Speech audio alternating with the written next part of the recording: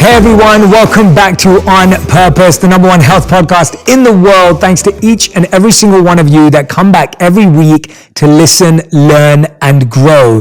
Now today we have an extremely special guest because his ability to understand, assimilate, and synthesize knowledge, insights, and information about building successful businesses, about finding our calling and following that calling are just second to none. Now I'm talking about none other than Guy Raz, the author of the new book, How I Built This, and the host of the NPR podcast of the same name. He's a connoisseur of entrepreneurs, having interviewed hundreds of successful self-starters and researched what makes them successful. For years, Guy was a foreign correspondent for NPR and was the youngest bureau chief ever at the age of just 25. I can't wait to speak with Guy today and share this conversation with all of you. Guy, welcome to the podcast. It's so great to be here, Jay. Thanks so much for having me. No, thank you. I remember I think it was a few months ago when we were just DMing on Instagram and you kindly invited me to do your live event for How I Built This, which was unbelievable. And I'm so grateful for that opportunity. But I've been more excited about today because I want to hear from you. I was so excited to have you on. It was so fun. We got incredible feedback. And I love your book, so I love what you do, and so it was great when you reached out. I'm so glad that now we know each other. We're going to become friends. Absolutely, I love it, and I want to actually start off with hopefully a different question than you get asked often, and it's what was the first thing you ever built as a child? How did your family, friends, parents respond to your first ever thing that you built? I grew up in a fairly traditional, I'm not religious these days. I have a lot of respect and immense respect for people who are religious and who are observant and practice religion. But I grew up in a kind of an observant Jewish home as a kid. My parents were immigrants, and it was really important for especially my mom to keep traditions. And so Friday nights were very important in my home as a kid. That's the Friday to sundown. It's the Jewish Sabbath. And Saturday, you kind of take a day of rest. Foreshadowing, I do that today, but for different reasons. And as a kid, it was really important that our house was clean and bright and ready for the Sabbath. It was just part of our tradition growing up. And so I was expected to clean my room and tidy it up. And every Friday afternoon after school, I would spend hours building these elaborate villages out of Lincoln logs. Lincoln logs. Are you familiar with Lincoln logs? Do you know what those are? It was they're still around, but it was a classic American toy. Lincoln, Abraham Lincoln. The myth was that he was born in a log cabin, which is kind of true. And so they were these logs that had little grooves and niches in them, and you could build these elaborate homes and structures out of them. And I would build these villages in my bedroom as a kid for my dad when he would come home from work. My dad was not particularly observant. It was my mom really this was part of our tradition at home when I was a kid. And so I would spend hours building these elaborate villages out of Lincoln logs and then eventually Legos. And I loved it. It was like a wonderful creative outlet. Of course, you don't think about that when you're 8 or 9 years old, but it was a way for me to kind of express myself and also show my parents something I was proud of, and then feel pride when they were excited about it.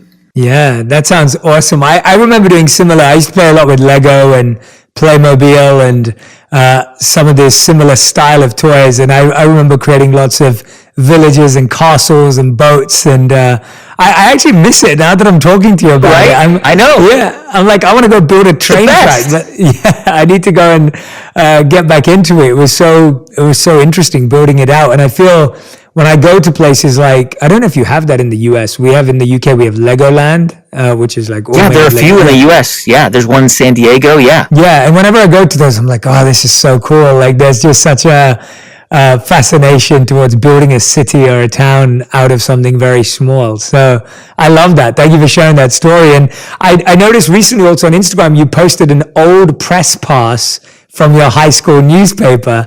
And so you've been a journalist and a reporter and a interviewer for a very long time. Do you remember the first story you ever covered? Yeah, it was my Hebrew school newspaper again, I grew up having to go to Hebrew school. It's like going to Catholic school. You sort of something that you do, and then some people kind of. But it was really an important thing when I was a kid, and I was the reporter for the Hebrew school newsletter. So it was about some it was like some one of the classes did a performance and sang songs, and I wrote about that. I was a journalist, kind of a journalist. I was interested in journalism from a very young age, and I don't say that to sound like some kind of precocious kid. It's not that I was precocious. What it was, Jay, was that have always been, as a kid I still am, even though I do these very public jobs now, I am, and I think you have a lot of this too, I'm super introverted and actually quite shy. I'm not the kind of person that can easily go into a room and just start shaking hands. It's a very American characteristic, by the way, the charisma, which is something that I can find and have found over time as I've had to do public things, but it doesn't come naturally to me. What journalism gave me was a pass, was this kind of psychological pass in my mind to talk to anybody. Naturally, I'm not the kind of person that would just go up and say, "Hey, I'm Guy Raz. How are you? Nice to meet you," and make small talk. It doesn't come easily to me. But when I had a notepad in my hand, and this was going back in all the way to high school, I felt like as a high school kid, I could go up to other kids in high school and ask them questions because it was for the newspaper. I was a reporter. And so I was doing a job on behalf of something bigger than me. And that was what attracted me to it. It was this idea that it was like it opened a world to me that I couldn't access without that notepad, that safety net. I love that answer. That is such a brilliant way of thinking about it. And I couldn't agree with you more. We definitely have that in common. I feel like when I told you about how my parents forced me to go to public speaking classes, it wasn't that after I finished the classes, I was just happy being a public speaker. It was not until I actually discovered the Bhagavad Gita and the Vedas and the spiritual texts that I studied that I felt like I was speaking about something more than me and beyond me and far more fascinating and interesting than I was. And so then I had the confidence to share it because I felt I'd come across this treasure mine of wisdom and I had to share that wisdom with the world. And so I can identify very closely with that. Yeah. I mean, it's this thing that it's like, there's no explanation to it because why did I feel empowered with a notepad and then eventually a microphone in my hand? I mean, it just, something in my brain clicked and it enabled me to feel safe and comfortable approaching people and having conversations and not being worried about being judged because I was gathering information. And that was a strong gravitational pull for me. It's what attracted me initially to this profession. And later on it would evolve and I would do it for other reasons.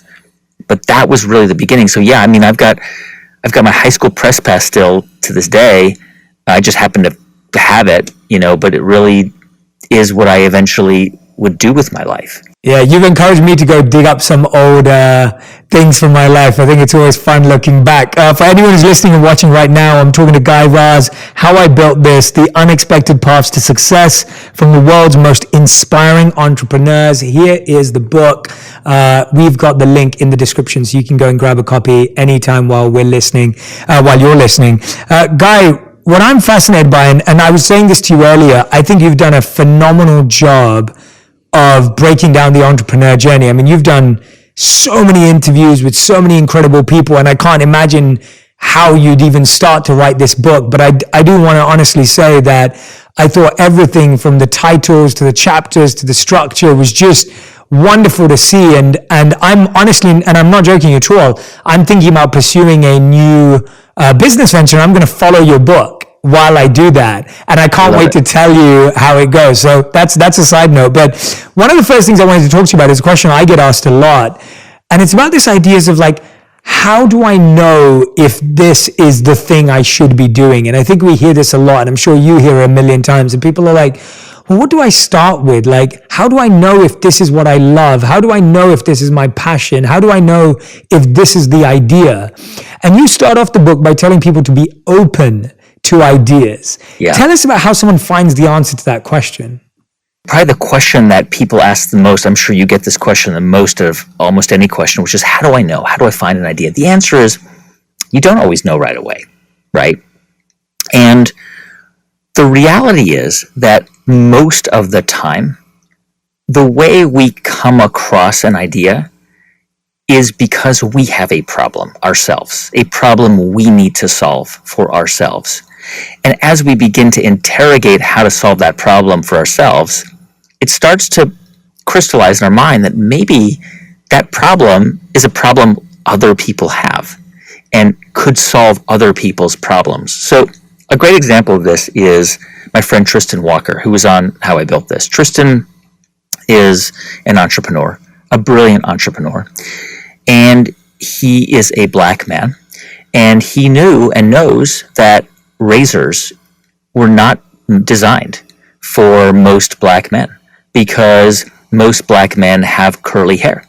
And when they shave, oftentimes the hair in their beard grows back into their skin.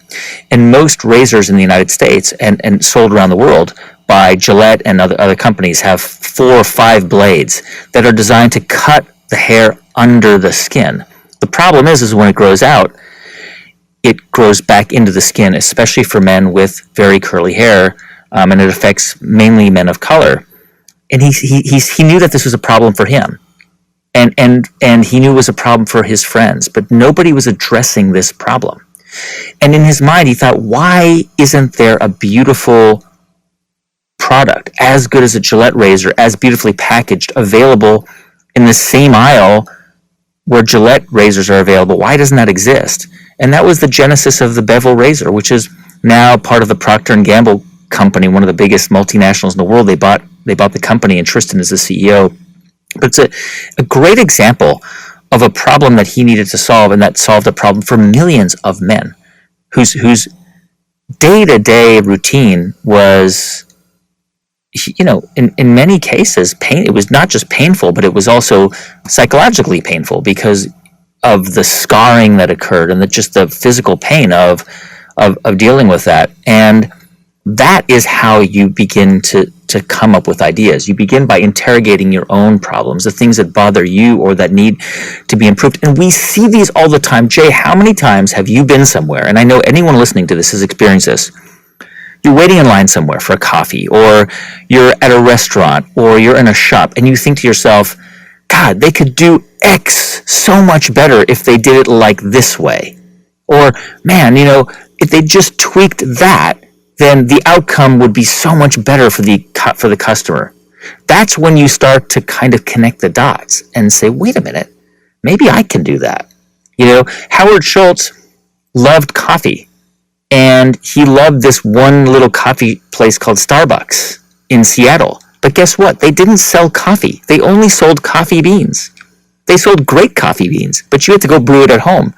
But he wanted to have the coffee there. And so when he bought this little shop, he decided to turn it into something much, much bigger, which today is, I think, the second biggest food company in the world. And it was all because he saw a problem that needed to be solved. I think that's such a great place to start for anyone who's listening or watching right now, because it's something you experience. It's not something you have to think about. You don't have to do a brainstorm. You don't have to get a pen and paper out. You don't have to be reading lots of books. It's something that we do almost intuitively. I think my biggest problem that I would love to solve right now is me and my wife never know what to watch on any of the streaming platforms. And I spend every night flicking through, do we want to watch this show? Oh, what's this trailer? What do you think? Oh, no. All right. Do we want to watch this? And we spend the whole night, and I'm not coming up with a solution for this, but it is interesting that would be a great starting place. Exactly. If I wanted to, because it's something that caused me a lot of pain on a daily basis. I'm sure it causes a lot of people a lot of pain on a daily basis, at least friends that I know. And therefore it would be a good thing to start on. This is a huge challenge, discoverability. With not just with video content, but with audio content too. And so many people are trying to figure out how to solve this problem, because I think for most of us, we go by recommendations from friends. You know, in my case, watching things is really challenging, Jay, because I am a sort of a weirdo when it comes to watch. Like, I don't like anything violent. I don't love things. I mean, I'm personally very open and to the world and to ideas but I've got two little kids, so it's hard to watch things with a lot of like sexual content or violence, or not only because they're around, but I don't really want to see that. You know, it's hard for me to see it. I can't, like, I appreciate Quentin Tarantino as a genius, but it's hard for me to watch his movies because they're so violent, even though they're sort of cartoonish violence. Breaking Bad, I stopped watching it after 3 or 4 episodes. It was too violent, even though it's amazing. So I agree with you. I hear you. Like, I have a really hard time figuring out what to watch. I end up watching like a Wes Anderson movie or something that's fairly innocuous, you know? Yeah, no, absolutely. I think the closest I've got to a solution is I really trust votes on IMDb. So I believe that if anything is above 8 on IMDb, it's going to be epic, and it always fits. And if anything's above 7 on IMDb, it's usually a good watch. If it's a 6, I'm setting myself up for a bit of disappointment at the end of the night. And if it's anything lower than a 6, it is going to be the biggest waste of my time. But I love your answer of starting with a problem, and that takes us inward straight away. It stops you from worrying about, like, will this be successful? How much money will this make? Will I be able to exit this company? You know, all the things that, with the people you spoke to, and obviously they all went from a problem point of view with the couple of examples that you've so beautifully shared with us, and so many more in the book. How many people were really thinking or vocalizing or verbalizing their focus on the result? How many people started with anything to do with the result? Almost none. I mean, the reality is that in virtually every case, for virtually every entrepreneur I've interviewed, they had a vision and an idea, and that vision and idea became something slightly or extremely different from how it started out. I mean, you know, one of my favorite stories is a story of Slack, right? And by the way, Jay, I will add to that, I have never interviewed anybody who is purely motivated by money. Because if you're purely motivated by money, you're probably better off going into finance or getting a job as a lawyer, because you will eventually make good money. Being an entrepreneur is super risky in terms of going for the gold. I mean, yes, you can make a lot of money, but virtually everybody I've interviewed is motivated by a problem and solving a problem and trying to fix something or build something. And the best evidence for that is the vast majority of people who sell their businesses after 10 or 15 years go and start something else, or continue to work for the company that bought them out, because it's not the gold they're chasing, it's the challenge, and it's the team, it's the collaborative part of it. It's going into the office every day. I've interviewed people who have sold their businesses and then were kind of pushed out of the companies, and they became very, very miserable. Yes. Because they lost that connection to the people around them, right? Yes. So in terms of like thinking of an idea and it becoming something entirely different, I mean, one of the best examples of this is Slack. I mean, this is a product now that is used by so many people, especially in the pandemic era, right? My team uses it to communicate. Slack began as a multiplayer, massive multiplayer online game. It was called Glitch. Stuart Butterfield wanted to create a video game. He is a gamer. He's a friend of mine. He's a wonderful person, and he loves games. And he brought a team together. He had already had a successful business called Flickr that he sold to Yahoo. So he had a track record. He got investors. He brought this amazing team. They built this amazing game, and it wasn't successful. Nobody wanted to play it. Even though it was a beautiful game, it was way ahead of its time. And this is 2012. So they had to shutter the company. But what they realized very late in the game was that they actually built something entirely different, which was an internal communications network that allowed the software developers and the sales reps and the development people and the back-end people and the business people to communicate. Just an internal. But a friend of Stuart's from outside of the company saw it and he was like, this is amazing. Can we use it for my company? He's like, yeah, sure, here it is. Here you go. That became the product. They did not realize that the revolutionary thing they were making was that. Didn't even have a name. They were trying to build this game.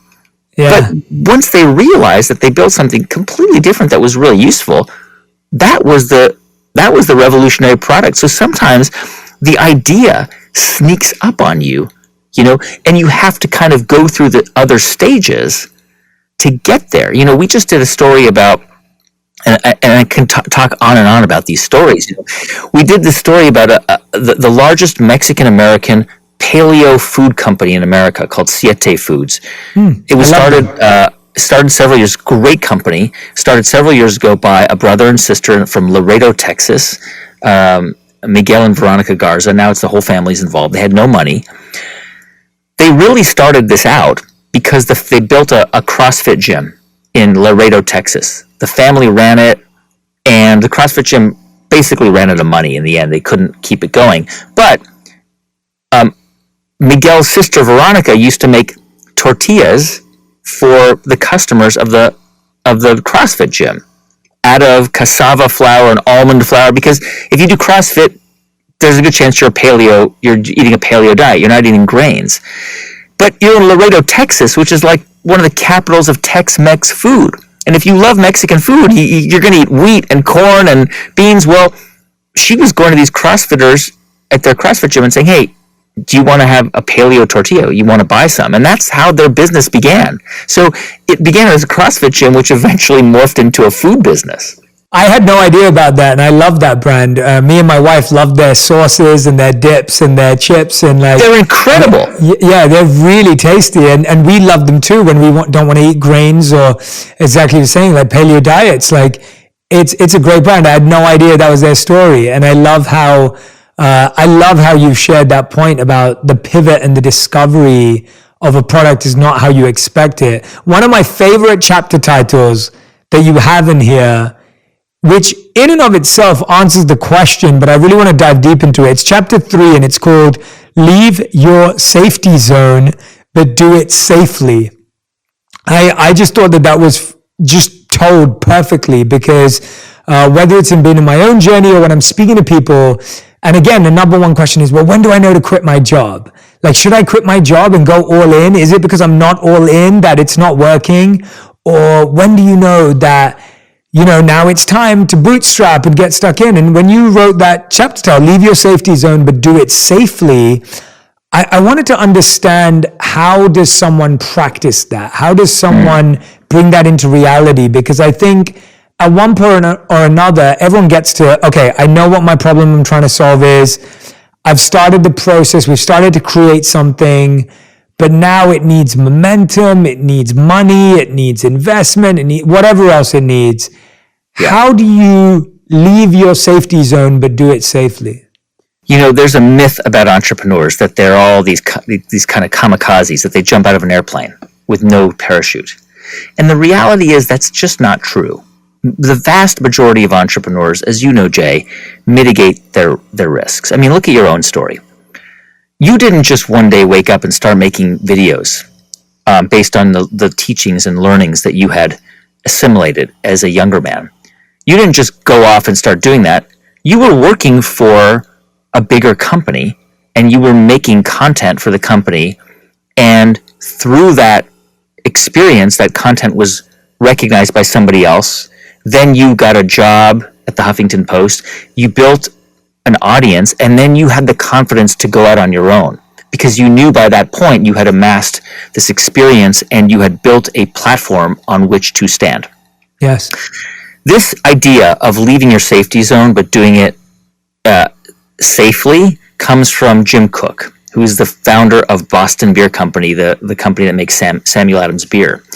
And Jim Koch he had a very safe job. He had a career at Boston Consulting Group, but he wasn't happy. He wanted to do something else with his life.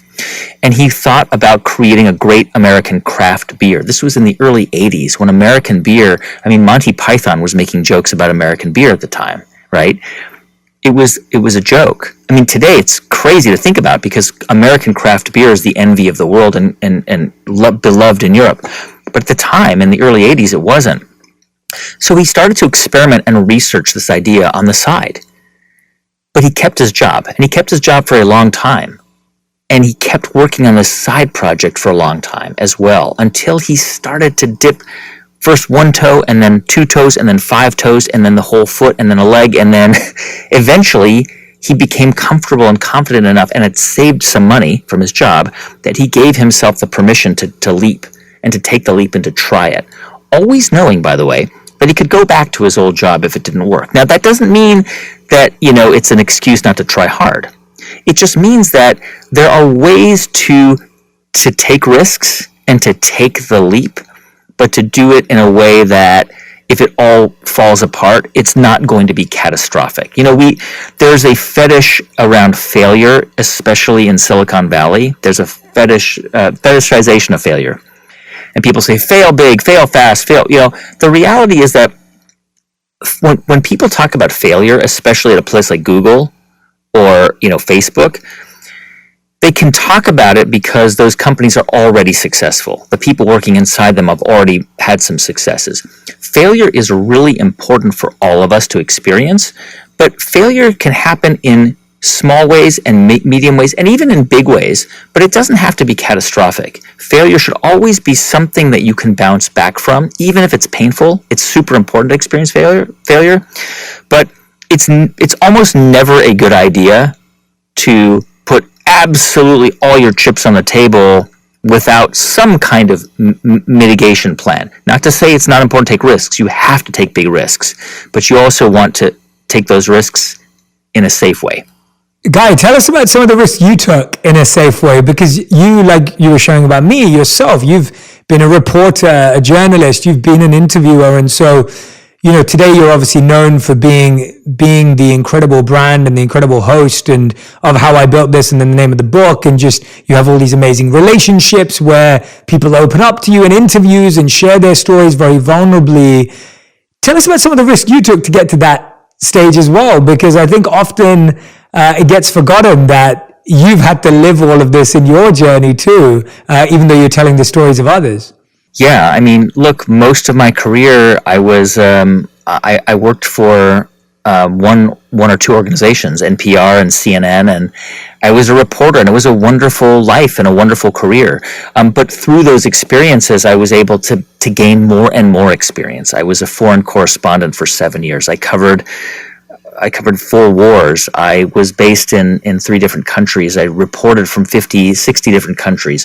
I was able to go to places I could never have imagined and meet people who were in desperate circumstances, but were also so incredibly generous. I know you've seen that in places like India. You find that in the most deprived places in the world, people are actually the most generous. Those are the most generous people and the kindest people. And,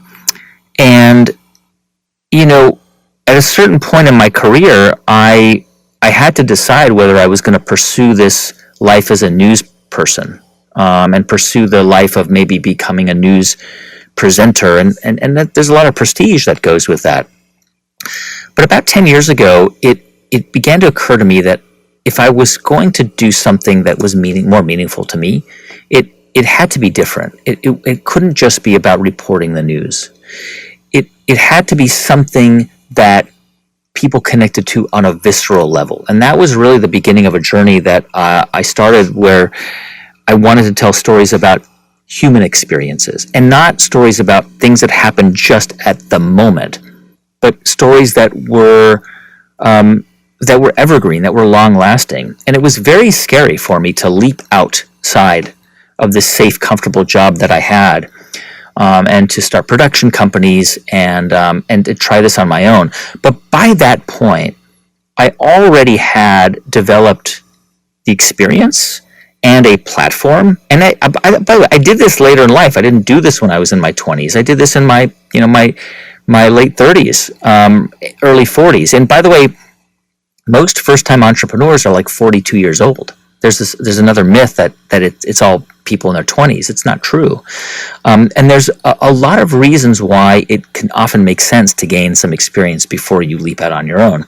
But that was a scary thing to do, not just to leave the news, but to kind of go off on my own and eventually to start programs and then make create a kids company that I now have with two amazing friends. We run a kids media company. We make children's shows and we do live shows, and we're making all kinds of content. We've got books and so on. And it's scary because, you're on your own. You're sort of out there in the world without the safety net. But there comes a time, and I can't quite articulate it in words, but I think it's like it. You just kind of know it. There comes a time in your life, and I know you had this experience where you say to yourself, I can do this. I got this. And I am not a risk taker. I am not a kamikaze. I am somebody who really needs that assurance. I didn't grow up with a lot of, I didn't grow up with family money. I financial safety was always important to me. Yeah. Having health insurance, those kinds of things. But there came a point in my life where I felt like I could do it. And I can't explain why, but I think it's because I had spent so much time in the trenches, learning the craft and trying to get better at it. And I continue to try and get better at it every single day. And so it was very intuitive. It was like there's this little, angel that landed on my shoulder and says, now's the time, you can do this. And I think that's, it's not a very scientific answer, but it's something inside of us that just gives ourselves permission to make the leap. Yeah. Well, I think you did answer actually really well. And it's something I think a lot about. And I think it's something that's not talked enough about. And that's partly because of humility and modesty of some of the people we sit down with, even yourself today. I mean, what you just said of like mastering the craft. I think that it's such an untold story of repetition and actually building a skill. Like you developed skills, you developed a craft. And when you do that, your self-worth and confidence is natural and it's effortless in one sense. And it becomes something that you can share with others and it becomes contagious. I find that one of the biggest things missing in the journey of entrepreneurship today, at least in how it's being shared, is the point that at one point you have to actually have a skill. You actually have to master whatever it is. And your skill may be knowing how to iterate the best. Your skill may be, the skill doesn't need to be, coding inside out. Like that's not the point. The skill could be, how to bring together a coder and a creative to make magic. And I think that's just being so undervalued today. Like you were a phenomenal reporter with lots of experience that therefore meant when you went out, you had confidence. And I think that's where that intuitive calling comes from. I agree. I mean, and by the way, I'm not a businessman. That's Yes. not my core competency. Yeah, same. And you're exactly right. Like your skill might be, you are a great people person, or you develop the ability to identify really smart people who can make things happen, or you get really good at getting people to do things for you because they believe in you. I recently interviewed Steve Wozniak, the co-founder of Apple, and his descriptions of Steve Jobs really brought that home, because Steve Jobs' talent was, of course, he had an incredible eye and an incredible sensibility of what would work, what was beautiful. And he had a great sense of beauty and also functionality. But, he didn't invent the Apple II. He didn't invent the Mac. He didn't invent the iPod or the iPad, but they wouldn't have happened without him. Steve Wozniak created the Apple II computer and all the software, but Steve Jobs looked at that thing and said, let's make a beautiful case for it. Let's make this really easy to plug in. Let's make this really simple to use. And he couldn't code it, but he understood what people wanted, and he could direct people to make that happen. And that was his genius. He was not going in there with a soldering iron or tapping the keys with his fingers. His genius was he was conducting an orchestra. Yeah, exactly. And there's that beautiful part. I believe it's in Walter Isaacson's book, or maybe in one of the other stories, of Steve Wozniak looking at Steve Jobs, and he's saying, "What do you even do? You're not a coder. You're not a marketer. You're not an engineer. What do you even do?" And Steve Jobs supposedly replied, "Musicians play their instruments. I play the orchestra." And that idea of he wasn't a musician. He didn't know how to play the instrument, but he knew how to bring it together. Speaking of Steve Jobs and Steve Wozniak, you have a whole chapter on here in the book called Finding Your Co-Founder. And it's so interesting because that's actually a stage at which I'm at right now in something I'm wanting to pursue. And I, like you, as you said, I don't consider myself a business person. That's not my core competency or skill set. It's not the part I find interesting or fascinating. It's something I've had to learn, but it's people that I've surrounded myself by to support me in that space.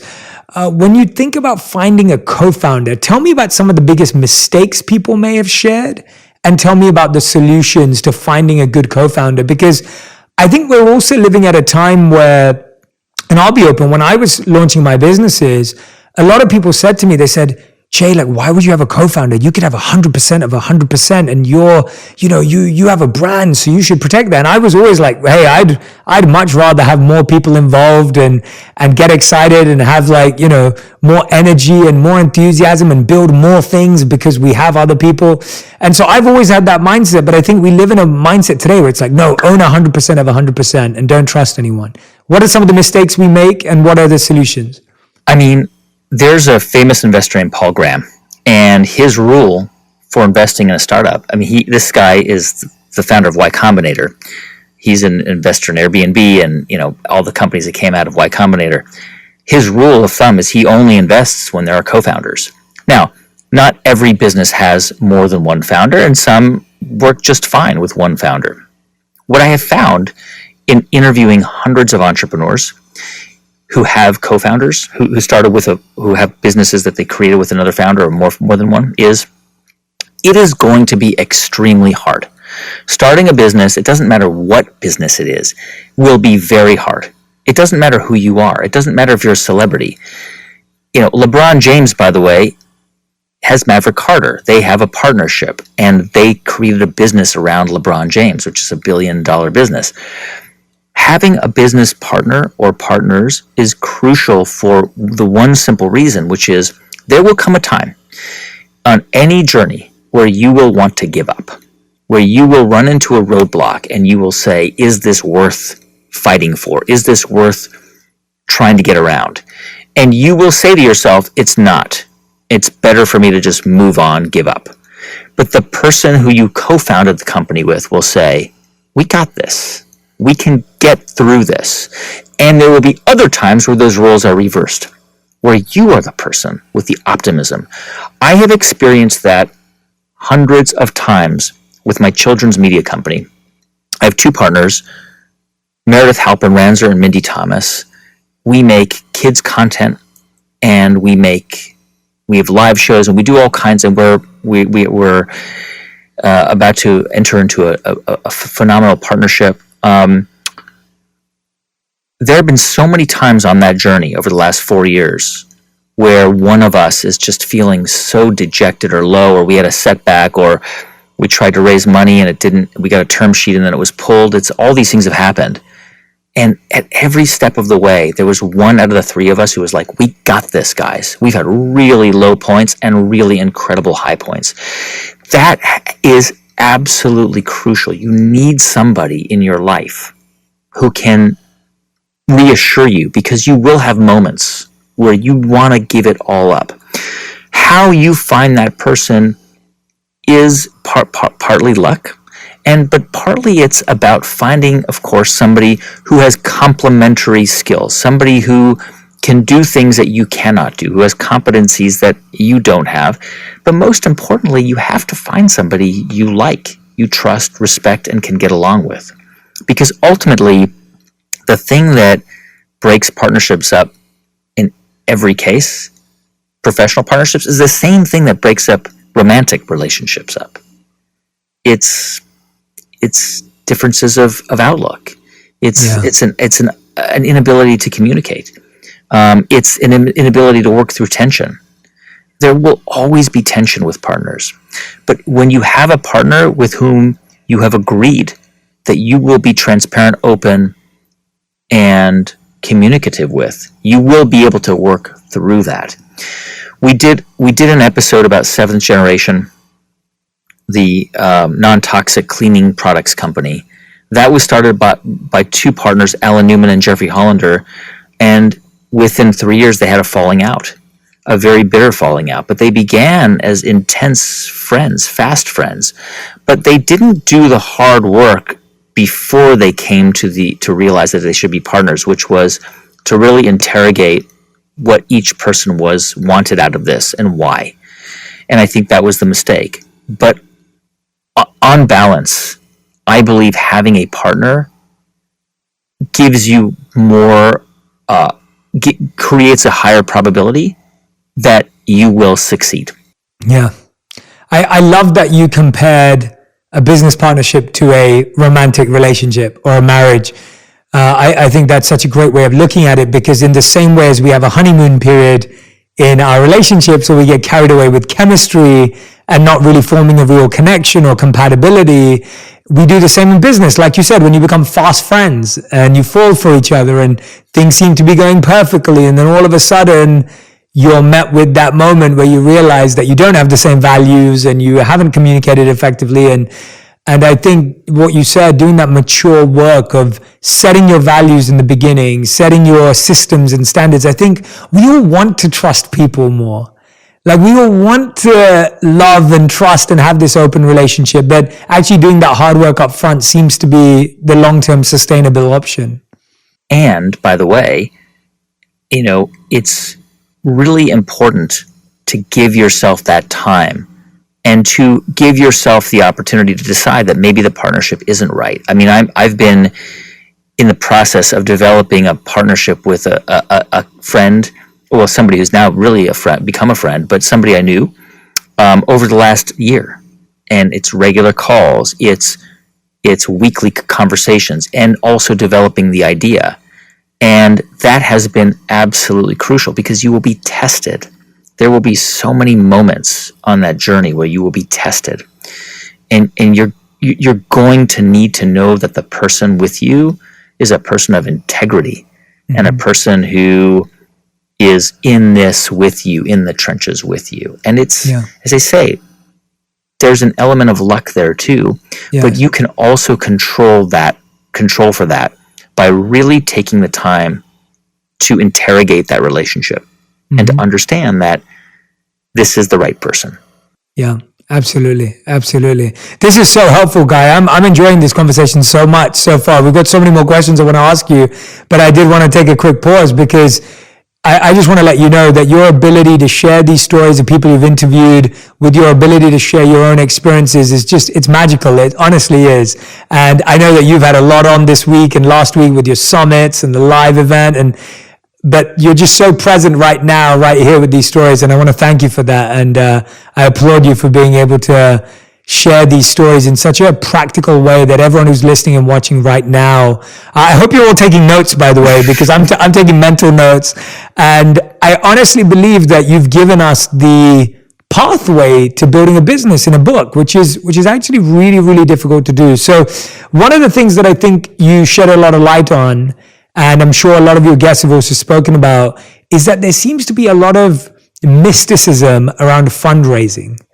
Right? There's a lot of mysticism about how much money you need to actually get started, and then when you need a certain amount of money. I remember being one of those people who would sit and dream with my friends in London and would be like, oh, but you need like $1 million to do that, or you need like $5 million to do that. And then you always postpone it in your head. And it's always like, everyone's always like, when you see a app idea launch, you're like, oh, I had that idea like 7 years ago. Like, oh, they're just, there's a big difference between the idea of a company actually fundraising, how much you need. What are some of the myths around fundraising that you think we have in society today? And what did you actually learn from speaking to the people that actually did it effectively? I mean, I think the biggest myth is that you need it, right? And by the way, sometimes you do. But I think there's an assumption that you have to go out and find money now, because that has been the path for several of these billion-dollar unicorns. The reality is, building a business is not about building a billion-dollar unicorn. Building a business is about building something that is sustainable and gives you fulfillment and might actually provide employment for other people. I mean, look at your own life. You didn't have any money to make videos, but you had a friend who shot weddings, and he said, I'll help you out. And he happened to be really good. And at 2 in the morning, 4, 5 in the morning, 6 in the morning, he went around London and he got these great shots because nobody was out there, and he didn't get permits to do it because you were just in and out quickly filming. And you built that up slowly. And then you got to a point with such a huge audience, you amassed such a huge audience, that you could then muster the resources and the capital to deploy for better, larger scale productions. And so you built it up like a pyramid. And that actually is a very simple way of thinking about any business, right? It starts here, and then you kind of progressively move up. Now, there are some businesses that are pretty much impossible to do that way. I don't think you could build Tesla without going to investors. But the reality is that, Elon Musk, when he started out building X.com, which was his payment company, he didn't have funding. He had to start on his own for several months, and then eventually had to find people who were willing to give him $1,000 here, $1,000 there. Now, here's the thing. Most people don't have access to Sand Hill Road venture capitalists. They can't just walk into Sequoia Capital and say, hey, here's my idea and I want $1 million. The vast majority of people don't have those networks. By the way, the vast majority of people don't just have a rich uncle or a rich parent who can write them a $10,000 check. So the idea that, capital is accessible to everyone is just not true. But I do believe that virtually all of us, if we need to amass some capital, do have access to some of it and ways to get it. So one of the things I talk about in the book is the concentric circles that we all inhabit. We are at the center of our own circle, right? We're sort of egomaniacal, selfish creatures. That's not really fair to say, but we all have our own. We're all living our own movie, right? That's our consciousness. It's our own movie. And we're at the center of our own world. But around us, there are these circles of close and loose ties. So imagine you want to start a business, and you start to talk to your friends, and you start to tell them the idea. And one friend might say, my boss actually might be interested in hearing this. Or another friend says, somebody I go to, I'm in a bowling league with, or whatever it might be. The way to kind of build those circles is by really, testing your idea out on people, talking with people, and trying to get feedback from people and asking people, do you know anybody? Is there anybody you think I should meet with? One of the best ways that founders that I've interviewed have raised money is by going to a meeting with somebody and not going with the intention of getting money from them, even though in many cases they would love that outcome, but saying to them, who should I talk to? Who should I go see? Can you give me 3 or 4 names? And you very quickly build this network of people that you have a connection to and a tie to. And that is really how many founders who don't have access to venture capital or, big money, is how they start to build the funding to create their businesses. And so it's very possible. It just requires a commitment and work and time and a willingness to put yourself out there.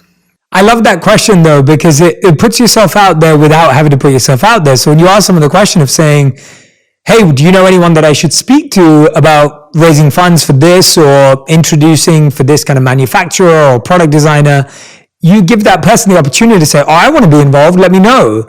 And if they don't, that's fine. They introduce you to their friends or their network. And so I feel like it's such a healthy way of being able to ask for help and put yourself out there without actually feeling that kind of awkwardness or weakness or feeling like you don't have it figured out. You have a great knack of asking good questions. You've developed the art of asking fantastic questions. What has been your favorite question to ask people that has given you the answer that was most fascinating? The reason I asked this is a few years ago, I used to say to people, I was like, if you see someone you admire, go up to them and don't ask them for a picture, ask them for a question. Ask them a question. Because that picture will last a moment, but the question will give you a story to tell forever. And what question do you think people should ask people that they admire and people that they respect? I think it's more about a tone rather than a question. And I'll give you two answers to this because I will give you a question. I love that. I think it's more about listening to somebody. I actually get much more information by just being an active listener to what somebody is saying. And there's a wonderful book actually. It came out about 30 years ago. It's called How to Talk to Your Kids So They'll Listen to You, something like that. I can't remember the name of the book. And it's basically designed, it's a parenting guide. And it basically says, when your kid comes to you and says, I'm so mad, at school today, Johnny was so mean to me, you shouldn't say, well, don't worry about Johnny, go find another friend. Like, that's the instinct that a parent has. This book said, no, parents, you got it all wrong. When your kid comes to you and says, Johnny made me so mad today, I'm so angry, just listen and say, oh, I'm sorry to hear that. Don't give advice, just listen. And what you find is that your kid will give you more and more information. That principle applies to adults too. If you are talking to me and you are telling me your story, Jay, and I'm with you on that journey, and I am not just with you, but I'm expressing empathy. I'm like, I feel you. I'm really like, God, that must have been so hard. Sometimes that's my response to somebody. I don't say, and then what happened? I'll say, and it's not a strategic thing. I'm not like doing this in a calculated way. It's just, I'm just saying, that must have been so hard.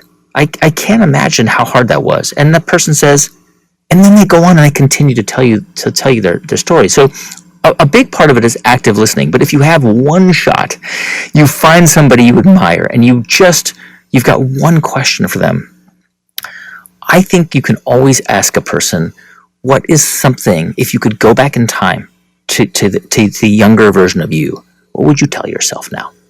What would you say? You will almost always get an interesting answer from somebody.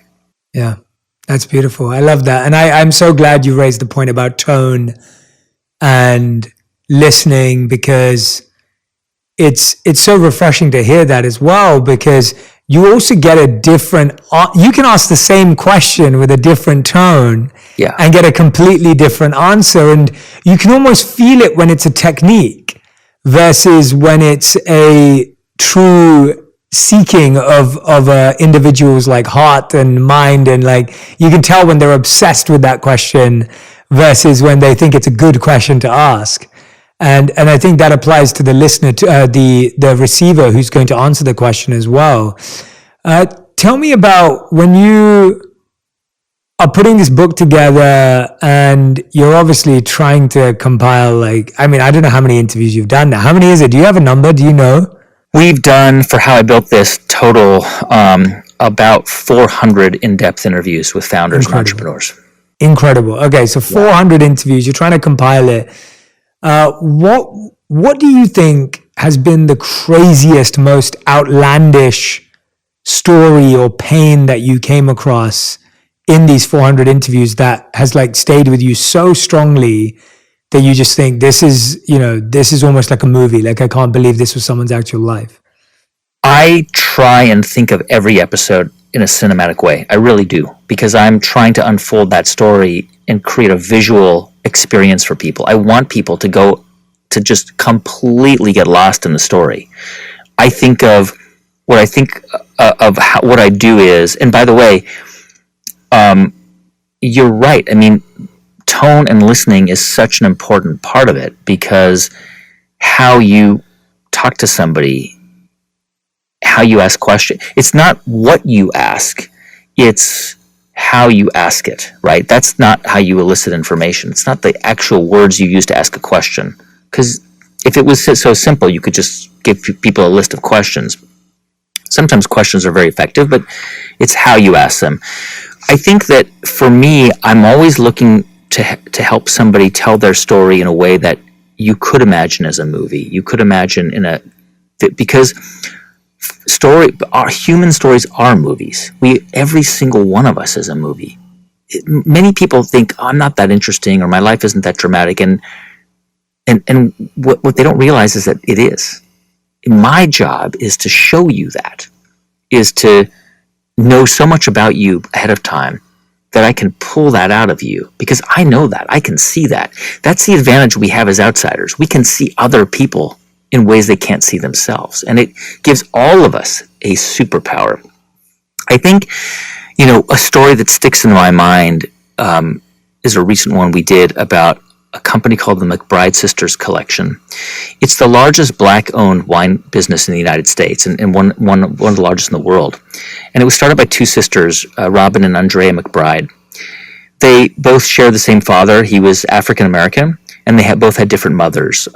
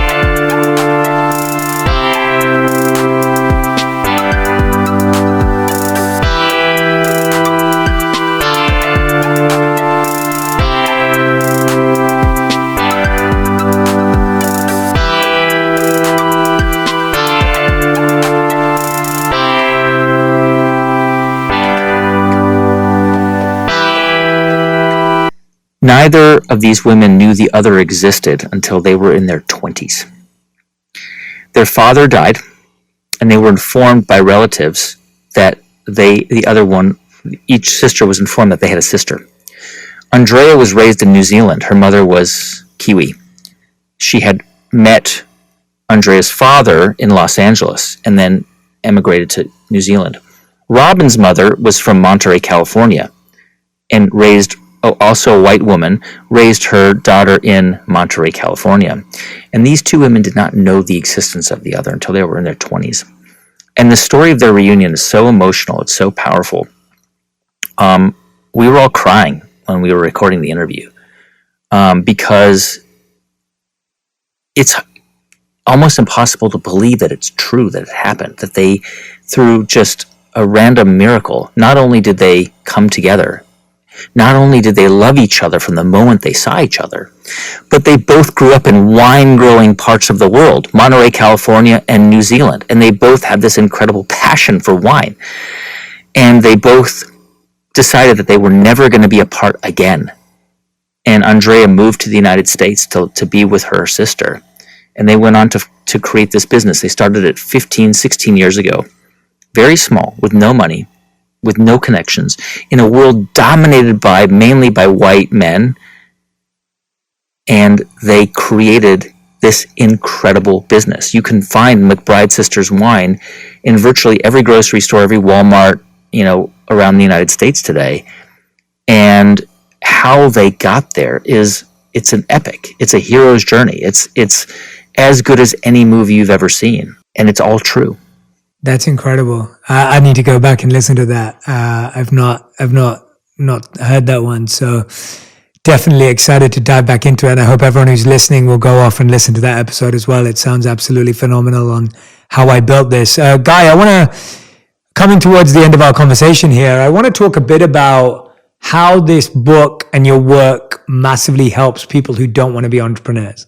Because I think that all the lessons you've shared today, all the lessons in the book are applicable to each and every person, whether they're an entrepreneur inside their organization or whether they work at their parents' business or whether they are just working a regular job and going out there and doing it. I think what you're sharing and the things that me and you care about are things that are applicable and useful to anyone and everyone in a skill set. And often the entrepreneurship journey has today been made very sexy and like attractive, and it's almost like everyone feels the pressure that they have to be an entrepreneur. I remember with one of my mentors who I absolutely love, and I had him, he was a mentor for me when I was at Accenture, and he would always tell me, he'd be like, Jay, you're an entrepreneur. And I'd be like, no, I'm not. I'm not an entrepreneur. I'm like, I like working for people. I just want to make videos. I just want to make content. Like I'm more of a reporter, journalist kind of person. I don't want to. And he was like, no, you're an entrepreneur. And he'd keep saying it. He'd like go home and be like, this guy just doesn't understand me. And now I'm like, oh, you were right. But if someone's sitting here listening and they're like, oh, Guy and Jay, I don't really want to be an entrepreneur. I don't think I have it in me. It sounds too scary. Yeah. What can they take away from these conversations, your podcast, and this book? Because I think there's so much for them to take away, and I don't want people to miss out just because they don't want to be an entrepreneur. Yeah, so probably only about 15 or 20% of our audience are actually traditional entrepreneurs, people who have a brick and mortar store or an online store who've hung a shingle outside and are running a business. The vast majority of people who listen to How I Built This may not think of themselves as traditional entrepreneurs, but they are. The reality is that entrepreneurial thinking happens all of the time. It happens every single day of our lives. If you are a parent with kids, trying to think of creative ways to manage your household, if you are a single person thinking entrepreneurially about how to fill your time, one of the most innovative products in modern human history is the iPhone that was invented by Johnny Ive inside of Apple. Would you not say that was entrepreneurial? That whole product was developed by people within Apple who wanted to connect people through a handheld device. There was no diktat or mandate from above that said, let's do this now. It was part of a process that developed and created these amazing products. Entrepreneurialism is a mindset. It's not about hanging a shingle outside of your door. It's about thinking creatively. It's about thinking collaboratively. It's about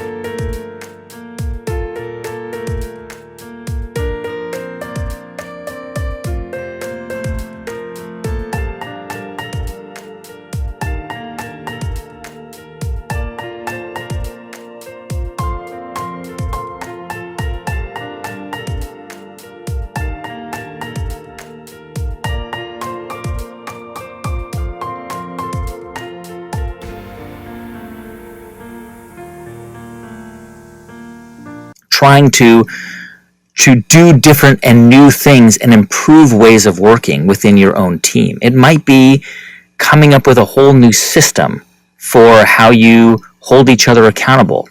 It might be a small nudge or twist or change in how you approach your own role, or how your team is organized. It's the same thing as leadership. Leadership can be a title, but having a title alone doesn't make you a leader. What makes you a leader is when you share your experience with others. We do this on our teams, especially on How I Built This.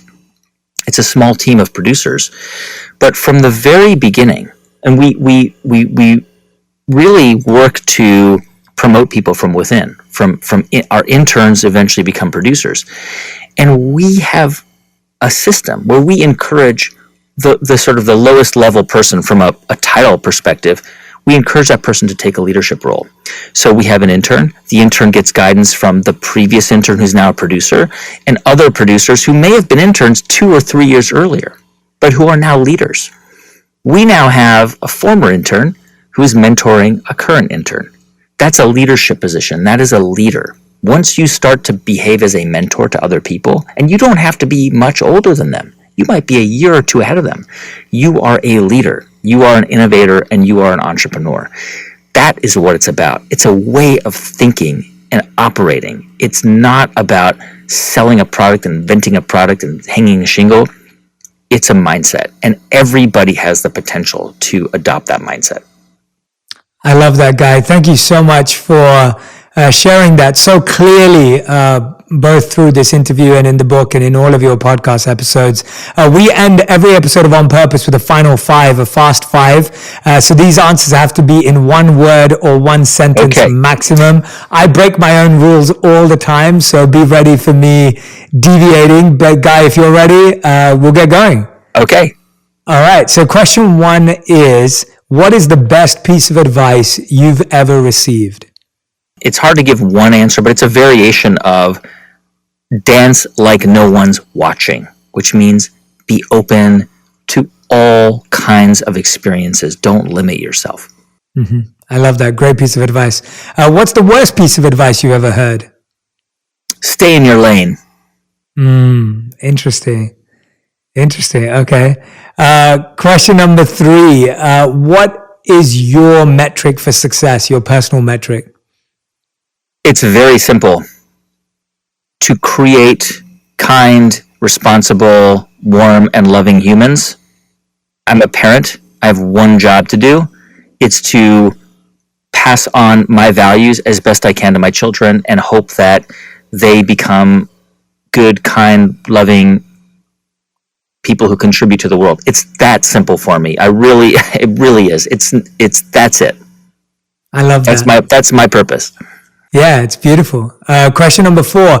If you could have invested in a company or person aligned with your values at the beginning that you've now got to know or that you've interviewed now, who would it have been? It would have been Sal Khan, even though he runs a nonprofit. He inspires me in infinite ways. I mean, what he has created with Khan Academy is life-changing. It educates 30 million people a month for free. And anybody listening or watching, if you do use it, please contribute to Khan Academy because it is a gift to the world. That's beautiful. And the fifth and final question, Guy, is if you could create one law that everyone in the world had to follow, what would it be? You must visit another country. I love that. It's a great answer. And we've never had it before. So it's also a unique and original answer. I love it. Everyone, Guy Raz, the author of How I Built This, The Unexpected Paths to Success from the World's Most Inspiring Entrepreneurs. Go and grab your copy. We've put the link in the description below as well. I hope that all of you read this. Use it. Don't just read it. Use this book. Use it if you're someone who's stuck, if you're trying to find a pivot, if you're struggling to figure out which is the right idea, if you're trying to find your co-founder, having issues with your co-founder. Literally, this book covers the whole gamut of the journey of an entrepreneur or an intrapreneur. And I couldn't recommend it more. Guy, it's been so much fun spending so much time with you over the last couple of weeks. I honestly want us to turn this into a real friendship. I can't wait to hang out and spend time together and get to know each other's families as well. Is there anything that I haven't asked you to share that you'd love to share right now? I would love to hear it from you. No, but I can't even begin to thank you for your generosity. And also I'm a little bit uncomfortable with how kind and generous you've been about what I do and the show. I have one really simple rule, which is I never want to do anything. I never want to appear anywhere. I never want to make content or a show if I feel like it wastes someone's time. I always want, if somebody is giving me their time, if someone's listening to this interview right now on your show, and they're giving me something extremely valuable, which is their time.